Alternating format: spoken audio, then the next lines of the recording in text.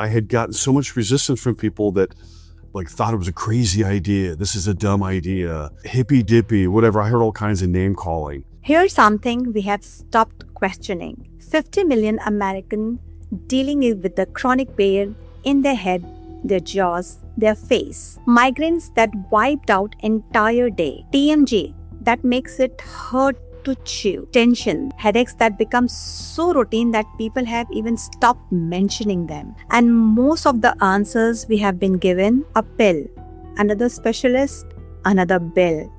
Just manage it. So today's guest is Joe Meisch, a founder of Temple Massager. He created a handheld drug-free relief tool that people with the cluster headaches, also known as a suicide headaches, because of this severity, are calling more effective than years of medical treatment. And Joe didn't come from the wellness industry. He came from military. And I think that's exactly why this works. Joe, welcome with Wellness with us. Thank you, Kunal. Very, very nice to be here, and thank you for having me today. I love that. And I can tell that this is going to be a very different kind of a conversation. So let's get into it. Joe, I want to start at the very beginning. I mean, the real beginning. Not the product launch, not the first sale. The moment before any of that. The kind of a thing a veteran is building a precision wellness tool from the scratch. It doesn't happen unless there is a very specific reason behind it. So what was your reason and what was the problem that got under your skin enough to make you solve this? Yeah, I was definitely under a lot of stress and in the military, and I was in the Army Reserve and going to university. And there was, all kinds of active duties. It was really hard for me to manage going to college, working a job, and being in the Army Reserve. So the stress was high. And so my first inkling I had a problem, like the beginning, was I was in a mineralogy class studying geology. And my left eye was going out. And so I moved to 3 different microscopes because I thought the left lens in each microscope was bad. And then at the third microscope, I realized maybe it's my left eye and it's not the left lens of each microscope. Okay. That's when I started having migraine. I forget what they call it, but an aura in my left eye. Okay. I started getting headaches and migraines. I was clenching my jaw, just overmaxing it, clenching. And then, that involved cracking teeth. So I was a mess. And tension headaches were part of it. It was migraines, tension headaches, and clenching. And so one day I was driving back from a show and I was a designated driver. And so I had to be responsible for driving everybody home. And so I started getting a migraine. My left eye started getting the optical disturbance. And so I took a pair of sunglasses that were sitting on my head, much like this. And as I'm driving down the road, one hand's on the wheel, I'm driving the car, I start going like this. And I felt a little bit of relief. And that made me think, I'm going to buy a temple massager tomorrow. Well, the answer is no, you're not, because it did not exist. So that was the moment the light bulb went on, if you will. From there, it was a lot of searching, seeking to find the device. I could not be the person who invented this. That's just not possible. But that's where I found myself. And so that was the very beginning of the idea of the temple massager. And I still have my little sketches that I made while at university of what I thought it would look like. And so I have one with me. I could show you whenever you want me to show it to people. So that was the first idea of, the product development. Right. And I think when people, they don't realize when they first pick up the product, it's that they are holding something which, as you said, was built really out of necessity. It was not like a market research. Right. Wow. So you served in our military, and I don't want to skip this part because that experiences the specific kind of a training in how to assess a problem, stay disciplined under pressure, and then build a solutions with a very limited resources. And that doesn't leave a person. So how much of what you have learned in service has shaped you, how you think as an inventor? So do you think that this product would have existed if you have never served it? Oh man, my military experience is probably the main reason why this exists, honestly. My job title was a combat engineer. And so that would be a 12 Bravo, 12B. And so we were always trained to do more with less. We would go through training with basically a real world puzzle. We would have to get from one point to another over a wall. You can't touch the ground. And you had just, who knows, a tire, a piece of pipe, a small length of rope, and miscellaneous items. It was a puzzle. You had to put all these pieces together in order to negotiate the obstacle and get all the people, your whole squad with you. So from 19 years old, I was trained and on being an engineer, if you will, a combat engineer, not a traditional engineer like the university trained engineer. And that was the tool set that I learned in the military as part of my training. And then later on in life, well, early on when I was at my first Army Reserve unit, I had a soldier that I was helping dig a foxhole at 2 a.m. And we, the next day, were allowed to go into a river to clean up a little bit. You know, after 10 days in the desert and training, it's very uncomfortable. So we got to go on a water training event, and it was just a moment to get into some water, clean up and rest. Well, the guy I dug his foxhole for at 2 a.m, he drowned, he passed away. And I know that I was 20 years old, he was 19, and it was traumatic. And so life went on, and I completed university and all these other things. And then, 9/11 happened, and I had gotten out after 13 years. And my former sergeant, my supervisor, he went on to go to Iraq, and he was killed in action. And so I was actually down in Hollywood writing comedy, and the temple massager was happening. And I had gotten so much resistance from people that thought it was a crazy idea. This is a dumb idea, hippy dippy, whatever. I heard all kinds of name calling, and I got an offer to sell a TV show. And so I had an agent, all these great things are happening in Hollywood. I couldn't believe it. And then it came to the point where I could not do both. So I was donating temple massagers to Walter Reed National Military Medical Center, Bethesda National Naval Medical Center, National Tripit Center of Excellence.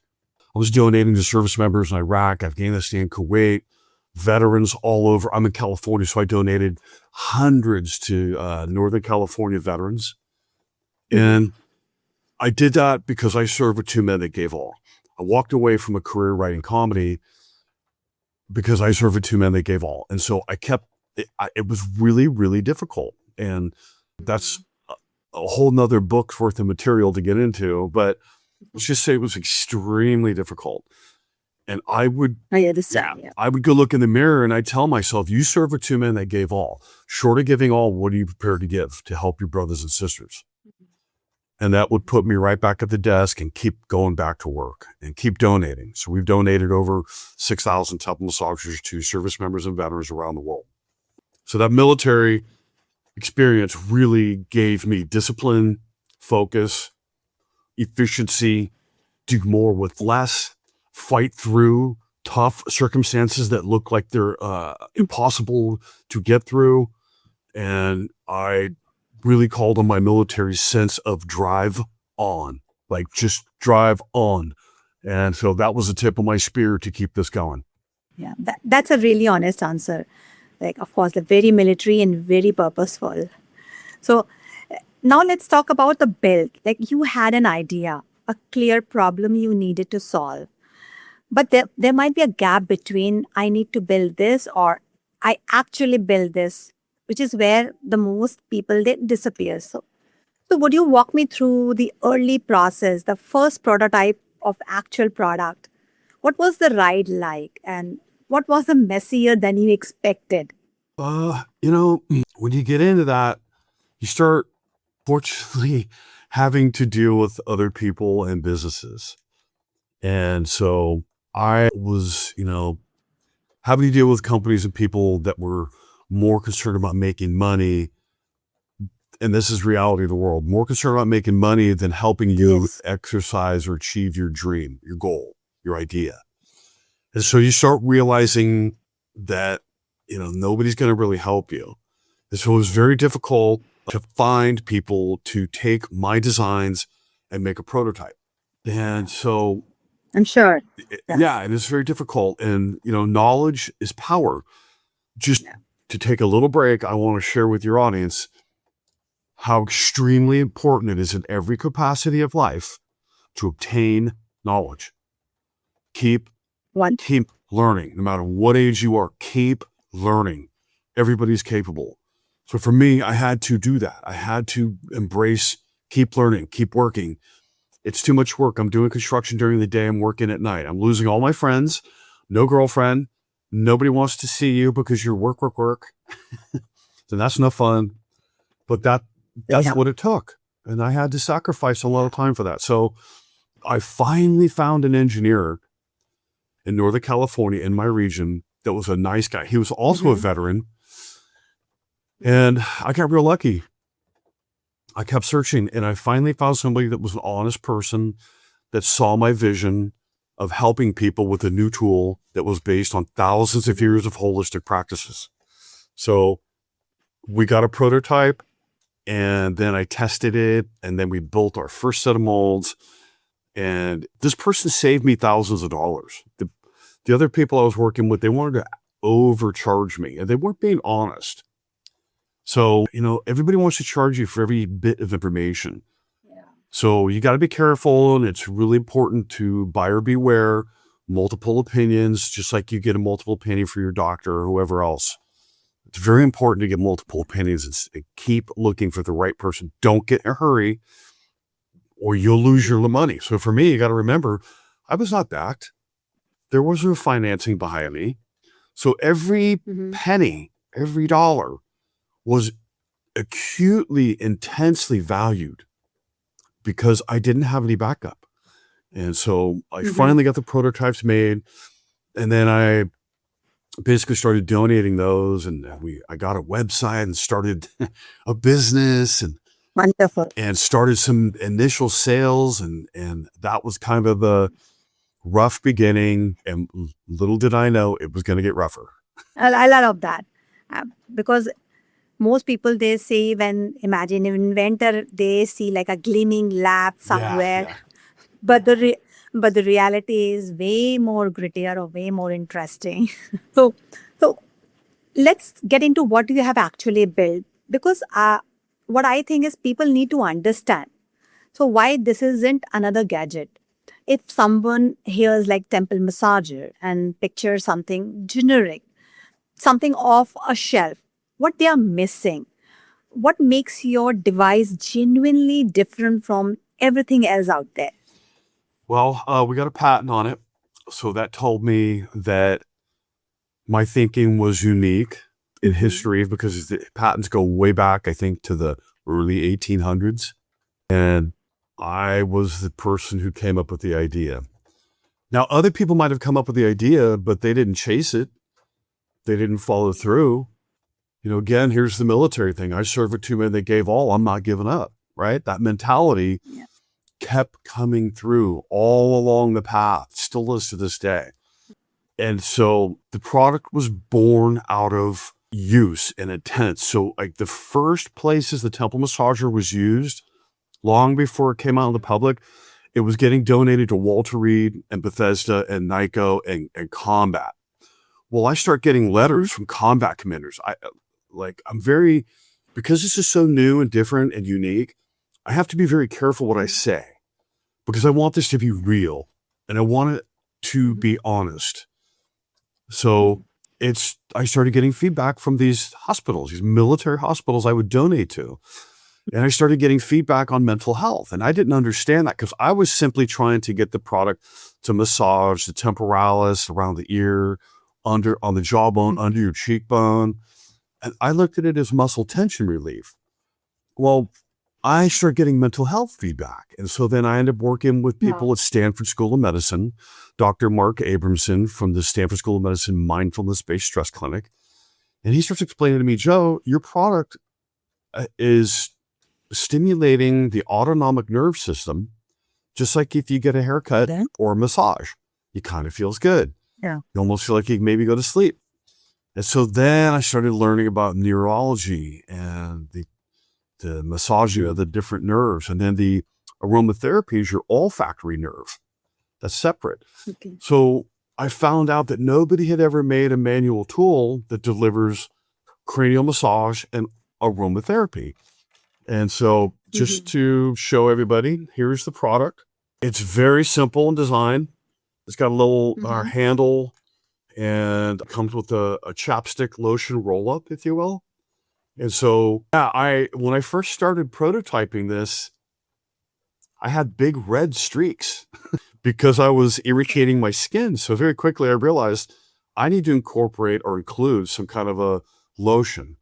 And because I created every bit of this. And so I thought, well, I should, and the aromatherapy pad goes in this little recess right there. And so that's where you put the aromatherapy oil. So the lotion roll up, when I was thinking about it, I sought out people apothecaries that make different types of lotions. So this lotion roll up is mango butter, shea butter, coconut oil, beeswax. And I had the person put arnica for pain relief in there and St. John's wort. So the arnica is pain relief and the St. John's wort is inflammation relief. So you would just smear a little bit right here and a little bit right here. And then when you would adjust the pressure. So if you look at this turnbuckle, it's opening and closing the arms. Yeah. So I'm a pretty big guy. I'm like 6'4", 250. So I need to adjust the pressure, and that lotion then starts getting moved around. And then I was not irritating my skin, and that feels really good. So I got to stop doing that. Wow. And then part of the design is these massage tips. So I wanted this to mimic what 3 fingers might feel like. Fingers. And then they come off and they're reversible. And there's the single point massage tip, which feels like 1 finger or an acupressure point, because there's 21 acupressure points on the side of the cranium. So combined, and then there's another set of massage tips that are very gentle and soft. And so I designed that tip to mimic the thumb. And if you turn it around, I designed that massage tip nice and big and soft and flat to mimic this part of the palm. So the massage tips were designed after This can replace. They just simply come off, and then you would come off. Wonderful. Put that tip on and if you don't like that, you want really soft and really gentle, more soothing, then you put the big flat one on. So wonderful. That we were being accepted as donations into hospitals and behavioral health, Chaplain's Clinic, Resiliency Clinic was eye-opening, very big. And so that, I guess, is that part of the story. And I have letters from Walter Reed and Bethesda, and, signed by generals and rear admirals. So it was telling me I was doing my job and that I was correct. And there's a lot of philosophy I've looked into and read, and I'm not comparing myself to anybody, but I found peace in my struggle, in my fight, by a quote from Gandhi that was, if you try to change the world or do something, do something different, do something new, you will be ignored. And if you continue, you'll be laughed at. And if you continue, they will yell at you and scream at you and fight you. And if you continue, they will join you. And the change starts from you, then rather changing the world. Absolutely, that is true. I have lived that. And, to walk away from a career in Hollywood that I was right about to have, massive sacrifice. I had to take this real seriously. So it really had to work. And so those letters initially from combat soldiers and Walter Reed, et cetera, really told me that I'm on to something, that the idea is working. And so I finally got to that point. And so I'll leave that there. And then, there's really good news that has happened in the last couple of years, but that's kind of how I found out this was really working for people that are in combat. I mean, that's a high level of stress. Joe, I must say that it's not a product, it's a thoughtful product. So let's talk about actually what happens for the people when they start using it. Like, take me to the real journey, someone who has been dealing with chronic pains for years. They have tried pills, specialists, and then they find the temple massages. So what the 30 days, 60 or the 90 days arc will actually look like for them. So I'm going to use a couple of examples, real world examples I like to refer to them as. Instead of me just telling you what I think, I like to tell you what real world examples have shown. So I worked with a dentist in Napa, California, the beautiful wine country. And we were friends. We were just hanging out, doing other things. And a real nice guy. And I gave him a temple massager and he never tried it. And I said, I think it would help your TMD patients because it helps me with my jaw tension. And he ignored me and he ignored me. And then one day he was going through a divorce. So unfortunate for him, he was going through his own stress. And so one day he called me up at midnight. Hey, Joe, I'm going through this terrible stuff and I have had headaches, big headaches. I reached over and I grabbed the temple massager and I can't believe it's relieving my headache. And I said, well, that's what I hear from people, from combat soldiers and veterans. So I'm glad you finally tried it. Well, I think this will help my TMD patients. So we went to his office and we worked with his most difficult patients. Not that they were difficult, but their TMD was difficult. And so we collected data. I had an accelerometer that we actually fit up inside the handle that records motion. Okay. And we collected data for 3 months, and I have surveys from them. These are registered nurses, people that work in city government. And it was their words talking about it's helping me relieve my headache. So again, from the military component, the veteran component, now I'm seeing the public component.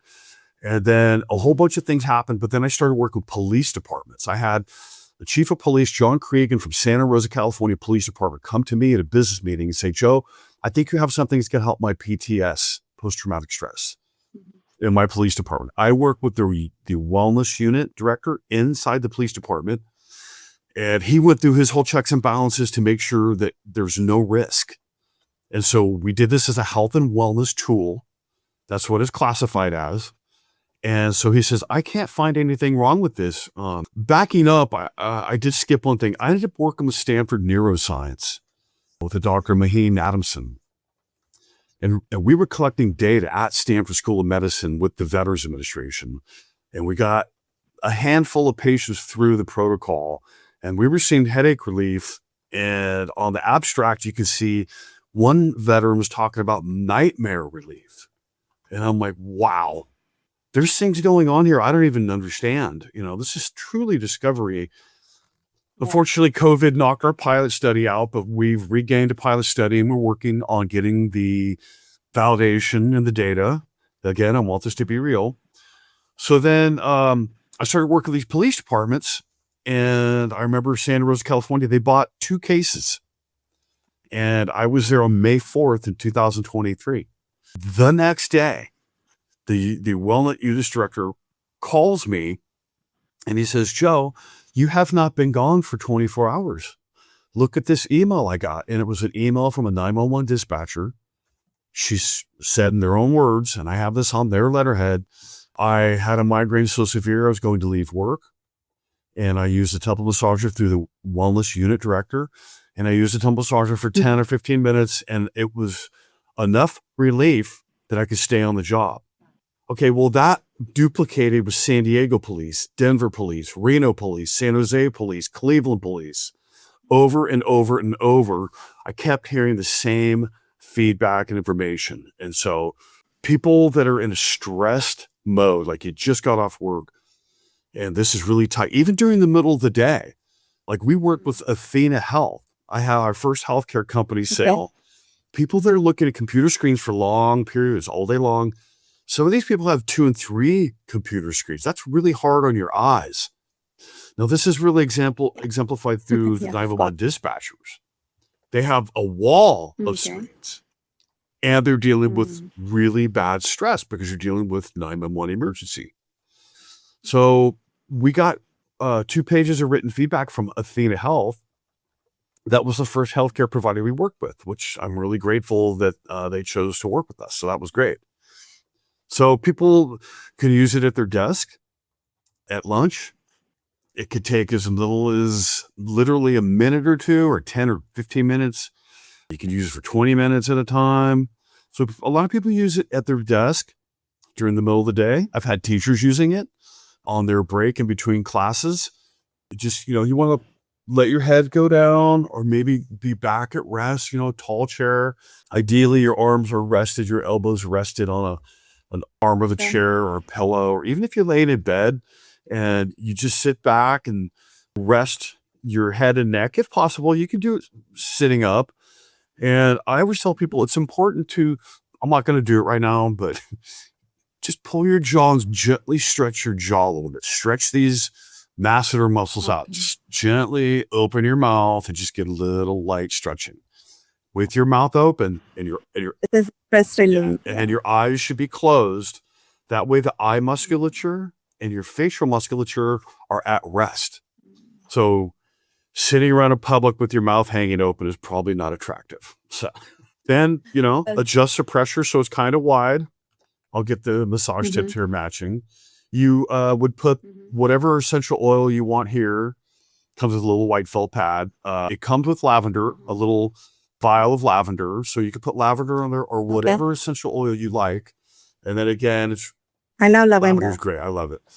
So you want to make sure you adjust so it's light. So it's not really hitting me very hard. Then I could turn the turnbuckle and tighten it up a little bit.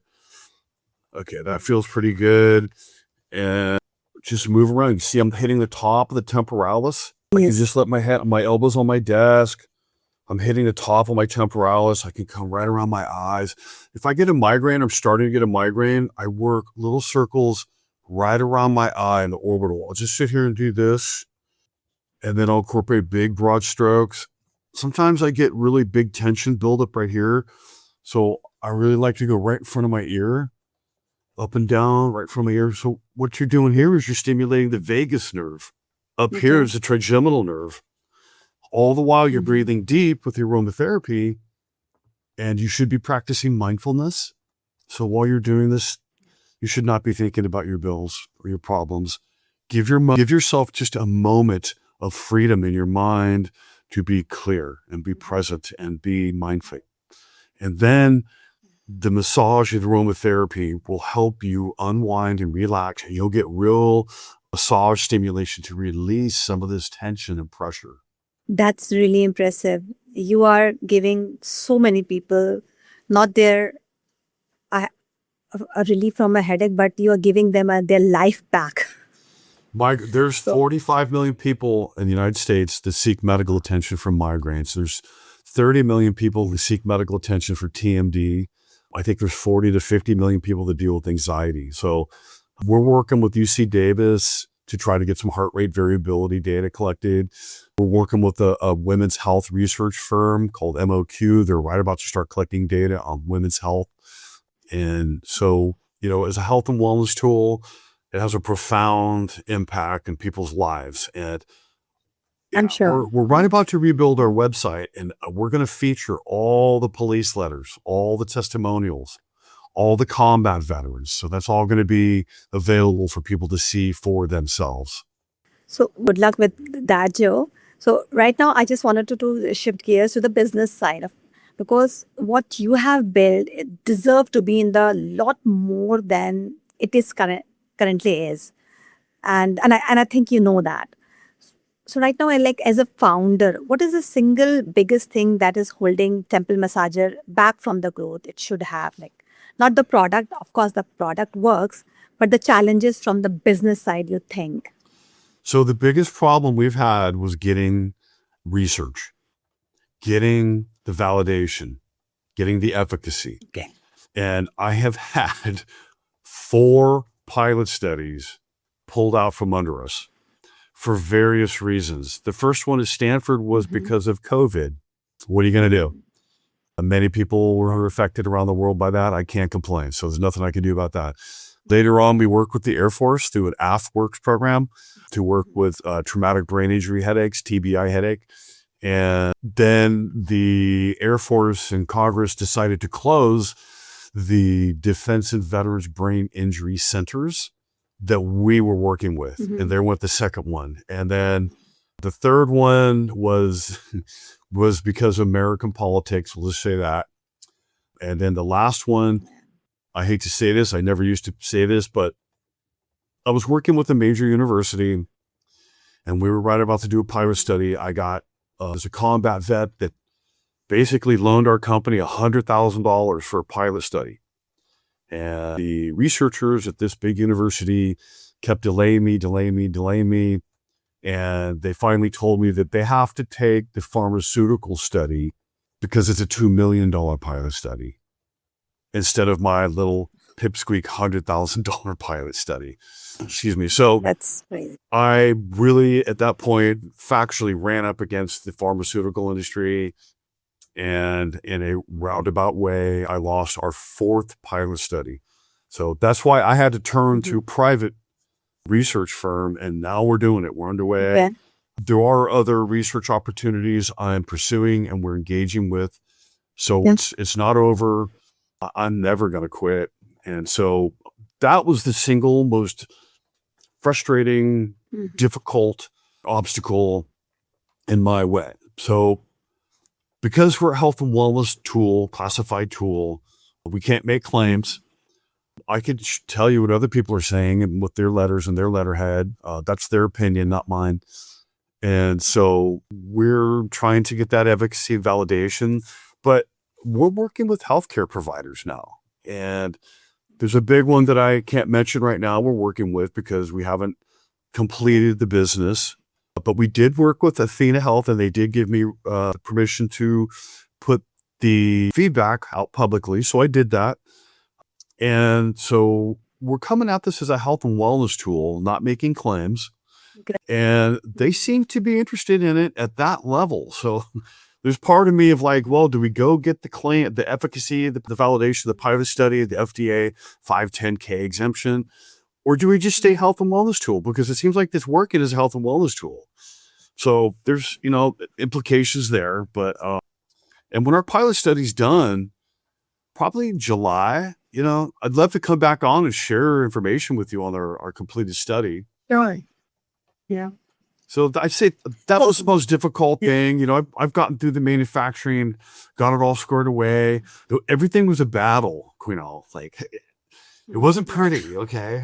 Yeah, the business side is never pretty. So what I'm hearing is it's not the product problem, but it's the reach problem.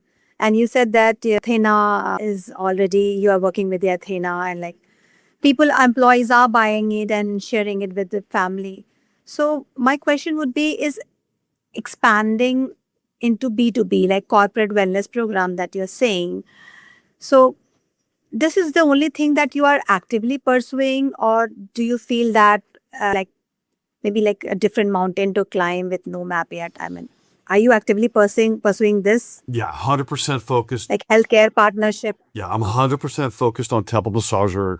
I'm applying every fiber of my being to this. So I'm not going to be distracted from this because I realize there's millions of people around the world that could benefit from this. So that takes every bit of my attention. So outside of that, I try to stay physically fit to keep myself healthy, to keep up the business. So that's important in everybody's life, really. Physical fitness, eating right, that's a big deal. It really makes a difference. So I'm not pursuing anything else right now. I'm really focused on this and getting the business done and completed. We're looking at, working with other countries now. And so we have contacts in Canada. And we're going to continue to innovate the product and streamline our manufacturing and make it more efficient. So there's a lot of things to do with this current product. And we still need to get it out to the world. A lot of people don't know it. This has been a struggle For manufacturing, engineering, designing things, it takes a lot of money. It takes a lot of time. Yeah. You're not selling Of course. during that time. Nobody even knows my company existed for a long time. So, I had to go do construction. I'm still doing part-time substitute teaching, which I love because I can help young people at high school level learn about entrepreneurship, being creative, using your brain, thinking outside of the box. So I really like that opportunity through substitute teaching. It's really a pleasure. But outside of that, yeah, I'm focused on the company for sure. Okay. So what are they actually trying, like in terms of getting the word out? So what are you doing, some kind of a channels marketing or outreach? Yeah, Right. it's funny because that was part of my weakness as a business person. And you got to hire people. You have to delegate your workload, disseminate your workload. So right now I'm working with two engineering students at UC Davis, University of California, Davis in California, obviously. And they are working on filming and getting us promotional videos. And I have some private investors, some people that are combat vets, actually. It was never the big investors. They would laugh at me. They didn't get it. And then it's funny because they're like, well, once you've made it and made millions, we'll jump in. I'm like, why would I take your money after I'm already making money? I don't need you anymore. Well, you need us to expand. I'm like, look, man, that's called coattailing. You're trying to come in after I already got this done, and that's a coward way of doing things. There's a phrase out there, fortune favors the bold. Okay, that's a very old phrase. That is not bold. You're going to jump onto something that already exists, that already got through the hurdles, the trouble, the sacrifice. I had to go through being on food stamps. I almost lost my house in foreclosure. I have been through very serious stress, debilitating problems while I'm developing a stress relief tool. So I use this. That's powerful. Yeah. I use it all the time. The other day I was actually driving to Davis and I use it there. So I'm sure. So we're going to be stepping up our marketing, getting some videos completed with the students at Davis. And we're going to incorporate buying some ads soon. We're right about to launch a new website. The pilot study should be completed by July. So within the next few months, actually, and we're right about to this month, within next week, we're going to be releasing our newest version of the temple massager. We've actually improved it.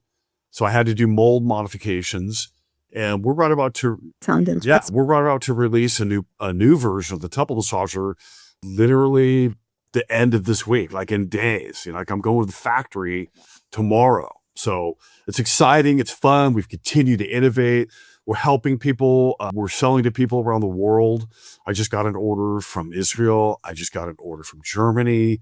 So people around the world want drug-free relief. And again, I don't think I invented that much. I invented the actual what it looks like and what it's made of and how to make it. But this is based on thousands of years of holistic practices, Tibetan monks, temple massaging, 3,000-year-old recorded historical practice, aromatherapy, Ayurveda, India, China, 6,000 years old recorded historical practice, acupressure point therapy, China and Japan, 3,000-year-old historical practices. When everybody's out having fun and partying and going to shows, I'm sitting here reading Eastern medicine and medical research papers. And so this is based on thousands of years of holistic practices. I just happen to be the guy that made a simple, affordable tool that people can use to get that cranial massage, temple massage, aromatherapy, and acupressure. And I'm blessed for that. And I take it very seriously. I'm helping people, and I'm grateful for doing that. And Curtis and Mike, the guys I serve with that gave all, they are still serving our society. They're just doing it from the other side, and they're doing it through me. And I'm grateful for that. Thank you for your honest reply, and thank you for being so honest on what you are giving to this world.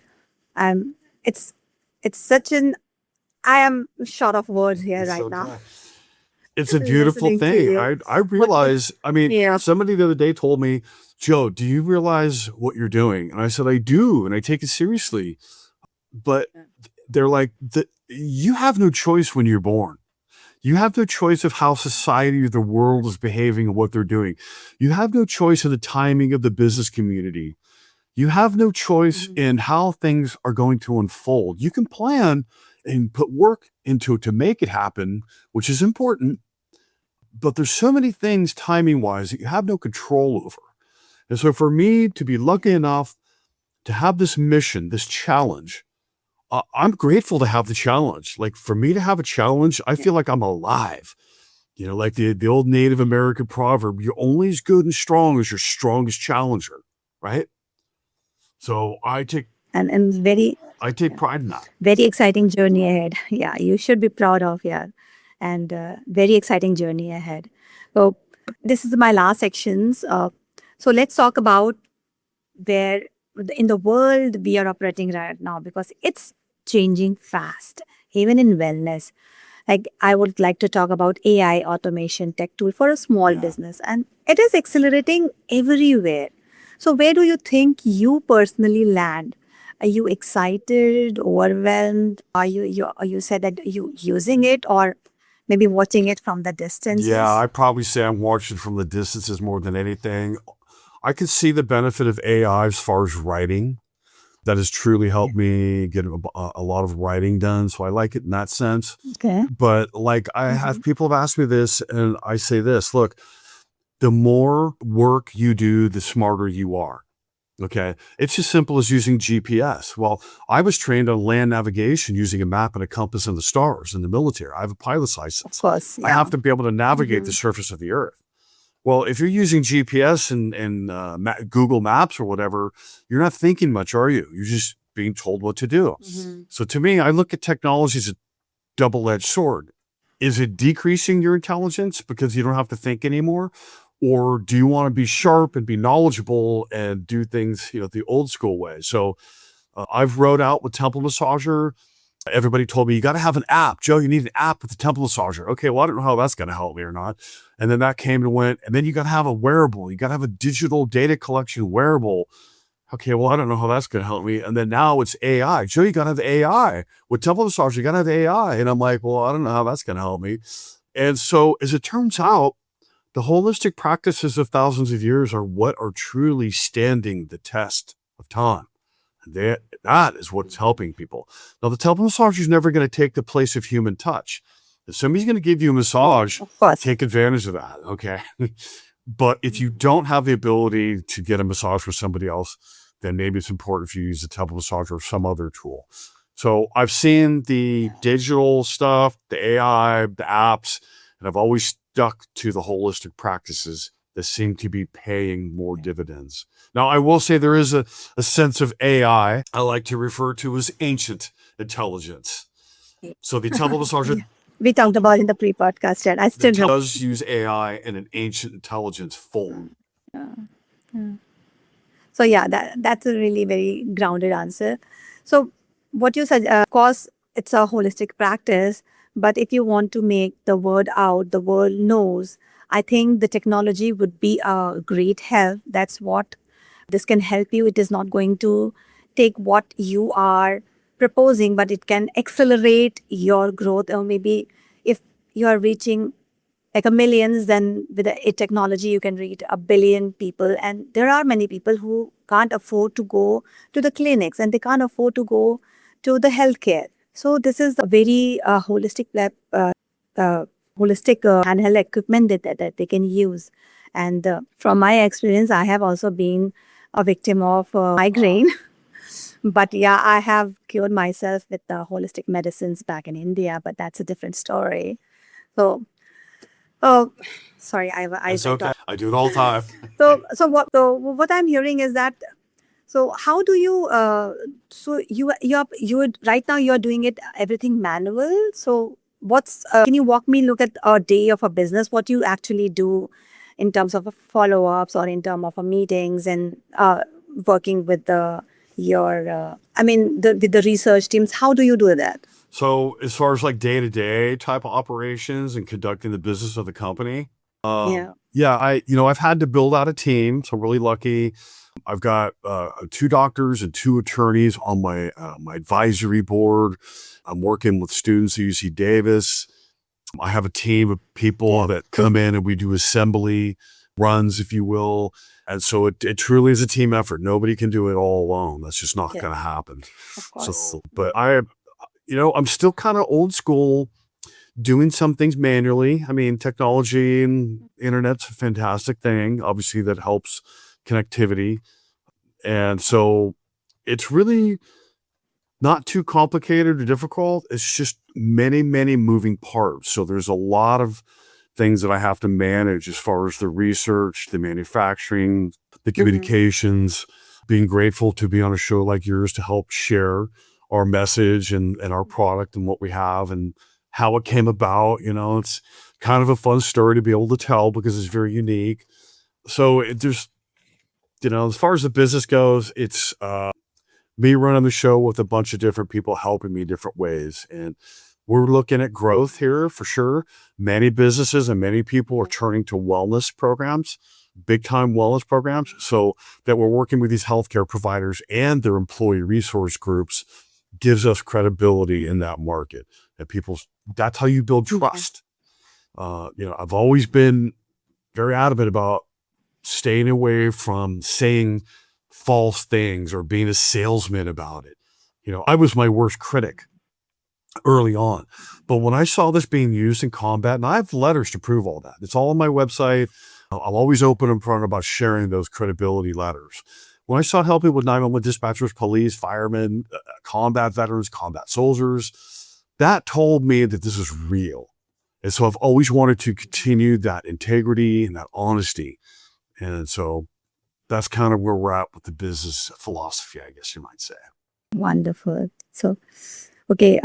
So I don't want to skip these questions. I just wanted to take you back a second, picture the version of yourself before anything of this existed. Maybe the first prototype, before the sale, before even the first testimonial. So what does that guy need to hear? If you could sit across from him right now, what do you actually going to tell him? Like if they're inventing something? What you're going to tell the version of you in your younger days when you just started. So if I was talking to myself, okay. Yeah. Oh, wow. I would say, young man, this is going to be a major part of your life. You're going to need to manage your stress. And I know it's funny, you're making a stress relief tool, and that's kind of some dark comedy. I'd say, young man, you're going to need to pace yourself. You're going to need to control your emotions. You're going to have emotional discipline.